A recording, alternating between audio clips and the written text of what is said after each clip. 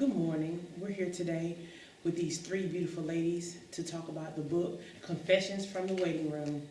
This morning, we're going to ask that they introduce themselves and tell us a little bit about themselves. We'll be talking to Miss Katina, Miss Candace, and Miss Latasha. Miss Katina, could you please introduce yourself? Hi, my name is Katina Braswell. Greenville is my hometown. I am currently living in Raleigh, North Carolina, and I'm a school social worker. Hi, I'm Candace Matlock, originally from Mississippi, military brat, so I've lived all over Texas, Virginia, Hawaii. I've called North Carolina home since 2000. I have two children, both, I guess, grown, 18 and 20, and I'm a preschool special needs teacher in Lee County. Hello, my name is Latasha Bethea, and I am a clinical social worker for Hornet County. I'm also an author and the CEO of Divine Connections, LLC. This first question is for Latasha. What led to the development of Confessions from the Waiting Room?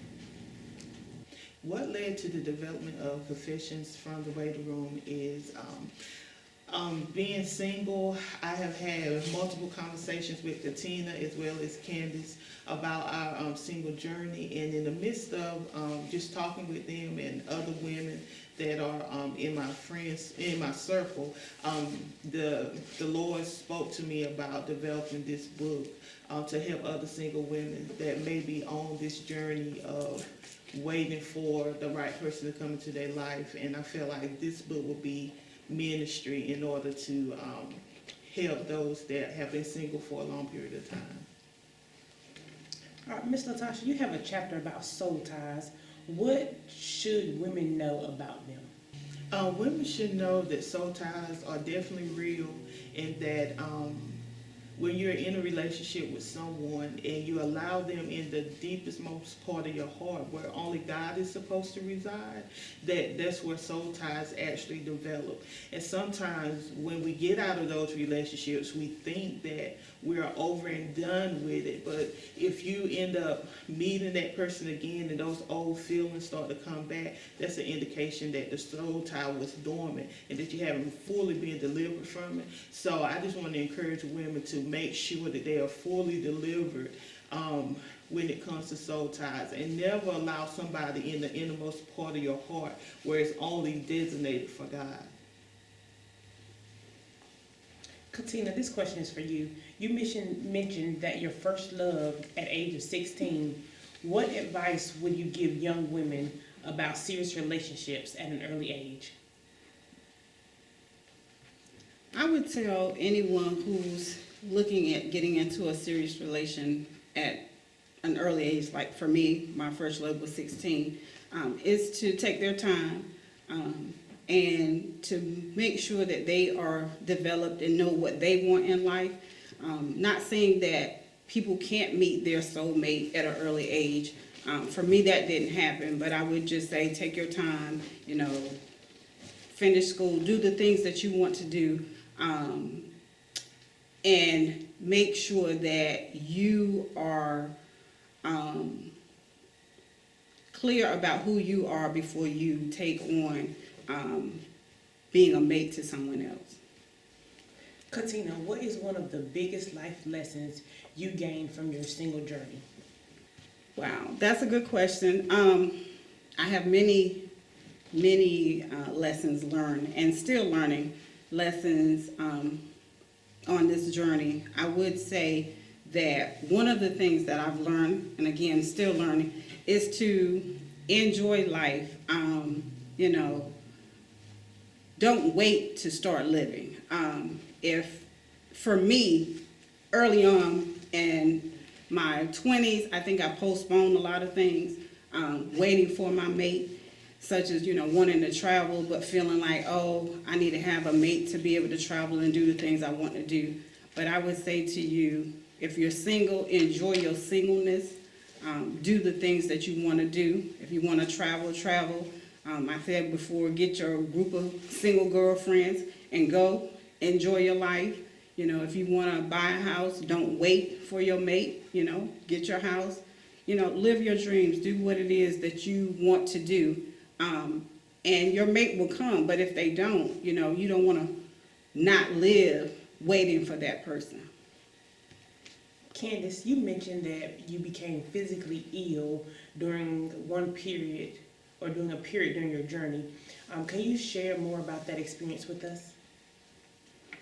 Last year, I started getting a physical like pain in my right side of my body that I don't know. It kind of put me out for a few days, and I ended up going to the emergency room. But in the midst of those days and being in that pain, I always say I believe like when you're in pain, you get closer in the presence of God. And I just remember thinking, I'm laying here in physical pain, but I don't really have anybody I can call on, be that like a guy. I had men that would say they wanted to get to know me or whatever, but when it's all said and done, when you're in pain and you can't call on them, they're not really there. So God really started speaking to me about the useless numbers in my phone, and I just made the decision that from that point on, anybody that I was connected to that I didn't feel comfortable calling when I was going through pain, I just deleted and blocked them. Candace, when writing your chapters, what was the most difficult or the hardest chapter to write for you? The hardest chapter to write, all of them were hard. All of them were really hard because I'm a very private person, so all of them were hard. So, but the hardest one I think was the one that I think I called, did I call it Pastor Boo? Okay, the one I called Pastor Boo because it was just hard and I was embarrassed and ashamed, so that was hard. This question is for Katina and Candace. What were your thoughts when Miss Latasha asked you to come and work on this project? Well, when she first approached me about it, I was a little apprehensive because, like Candace says, I'm a very private person, and I knew that if I was going to tell my story, that I would be telling my story for the first time to many people, very close family members who would not know what I would be revealing in the book. So one of the things that Tasha said, and she continued to say, is it's ministry. And so when she said that, I kind of took myself out of the picture and said, okay, if this story is going to help someone else, if this is going to inspire someone else, then that's what's important. So that was what helped me to say, okay, I'm going to do this. Okay, well, when Tasha first asked me, I was like, okay, I know Tasha's pretty serious, so if she asked me, she had already prayed and asked God about it, so I just felt like it was confirmation that it was time for me to start writing and telling my story, and like she said, being transparent. And if it's, I know if she was doing it, it was going to be done to the glory of God, and so it wouldn't be me just telling my story for somebody's entertainment, but to help another woman know that you're not alone, you're not silly, you're not, whatever, that maybe what we've gone through is for somebody else. And I just, as I wrote the book, it's hard because you're ministering to yourself too. But I'm like, if this can help somebody else, then I'll do it. And that's what I just kept telling myself. All right, this question is for all you ladies. It is a world of this, so I would love to know, your thoughts and feelings on this. You all mentioned online dating. Would you encourage others to try it? Well, I was apprehensive about online dating. It took me a long time to actually decide to do it. I would encourage people to do it. I don't know if I want to say encourage.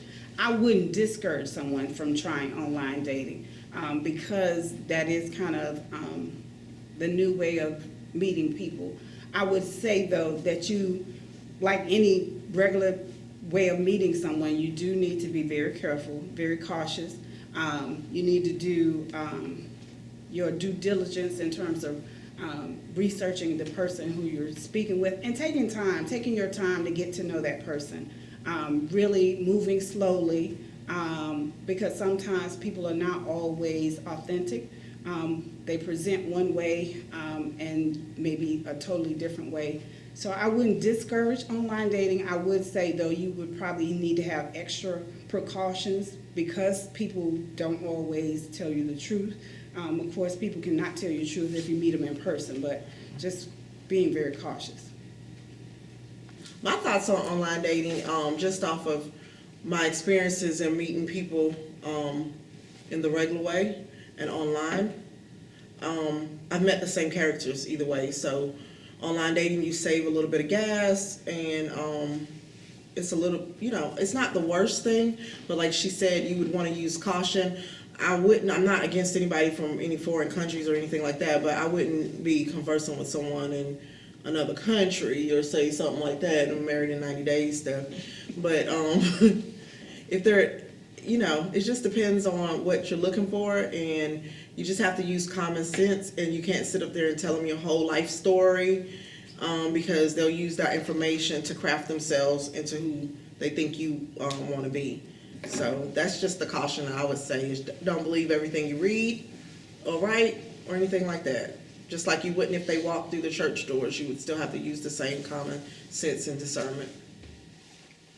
I agree with Candace and as well as with Katina about online dating. Now that we are in this season of COVID-19, the ideal of online dating is probably has increased due to the fact that we are quarantined, so you don't really get to go out and have that social interaction like before this pandemic started. So even in doing that, just being careful and just see what happens, because you never know. Whoever's supposed to be in your life will be there regardless of how they get there, so if it's meant to be. Ms. Latasha, how can someone get a copy of Confessions from the Waiting Room, and how is it available to them? Okay, the book is available on Amazon, but you can also contact one of these beautiful ladies or myself, DM us, and you can get an autographed copy directly from one of us. So Amazon or through us, that's how you can purchase a copy of the book at this time. What is the best way to get into contact with one of you three ladies if someone would like to have you a part of an event that they're having, whether book signing, having you come and have your testimonies, whatever it may be? What's the best way to get in contact with you three? As Latasha said, you can contact either of the ladies that's on the panel directly. If you're interested in getting in touch with us for an event, I would suggest Tasha, because she's the person that kind of spearheads that. But you can also contact me, Katina Braswell. You can contact my Yahoo account at dymун_K32@yahoo.com. If you're trying to contact me, I'm Candace Matlock on Facebook, but as she said, like for booking and things like that, you could reach out to me, but like we said, Tasha's more like, she's more the task manager. So we can be reached at Divine, DAVINE.connections 15.5@gmail.com. Again, that is divine.connections 15.5@gmail.com. So feel free to give us, shoot us an email, and we will get back in contact with you at our earliest convenience. Ladies, are there any parting words or information that you would like to share with the single women out there in the world that's going to see this, or that have stories of their own that, this could encourage them and minister to them? I've always believed you never know who and where you're going to find that person or read something that changes your life in a way that it needed to be changed. And this book was right on time. So. Well, I would say stay encouraged. I'm still on the single journey, just like, so many other ladies. And I will say it does help, excuse me, to have a good group of girlfriends. that not necessarily are on the journey with you, but that can encourage you, that you can cry together, laugh together, just share and support one another. But I just hope and pray that this book will inspire and be a source of encouragement for other single ladies. Okay, I was asked recently from someone, what was the book about? Was it a book of like our hurts or anything like that? And it kind of, the question made me wonder, is that what other people think? And I was telling Tasha on the way here, is that when I answered the question, I was like, no, it's not it's not a book of hurts. Nobody's in the book whining or crying, but it's more of a testimony as to, and each lady is given of where God was in each story, be that Mr. Soul Tie or whatever. It's where God was and how God met us in that place. Because if, as you'll read in the book, every lady has a different story, they have different names, but in the same common denominator is God got them through it. So a lot of times on our single journey, we'll be sitting there lonely thinking, why me, why me, why not? And it's just, it's our confession of how God is so good to us in the midst of everything. And so that's what the book is about. It's not a book of sadness, a book of crying over somebody's son, but you just like get the book. Just in all of the chapters, we give glory to God and how He's kept us. And as my grandma used to say, He's the best boyfriend there is. I mean, sweeter love than He. So that's what I would say. And I agree with the ladies, that God has been with us throughout this whole journey, and He will continue to be with us as we continue on this journey. So we just want to encourage women to understand that regardless, the good, the bad, even the ugly, God is still in the midst. And this book is a testament that He is loving and He's merciful, even in the midst of our journey. Well, it has been wonderful sitting here, being able to talk with you three ladies. And I have to say that I read the book, and I can not going to say relate to all of the different stories, but it was something in each story that I could say I could see myself in, and being a single woman trying to find my way in life, and knowing that I do need a stronger connection with God, and I see myself going down paths and not seeking His guidance before I go down these paths, and realizing where my mistakes are in life, and having to grow from these things. That after I finished this book, I found myself in my bathroom on the floor saying, God, I want to be more intimate with you before anything else. And it was like, these three women are so encouraging, and they're encouraging in a way that is not saying, look at all the things that have happened and hulk on it, but look at them and grow, and ask God to be that person in your life that can help you through these things. And even when you're alone, know that you're not. And I just want to thank you three ladies that this book was so encouraging, and I love it. And I encourage everyone to go out and get this book. And even if you're not single and you have your significant other, read this book, because I'm pretty sure there's someone in your life that is single, that is going through their journey, and they don't quite know where they're going wrong or what's missing. And this book could change their life. Thank you, ladies, so much. And I encourage everyone to get you a copy of this. Go to Amazon, contact these ladies, and get you a book. Confessions from the Waiting Room. It's wonderful.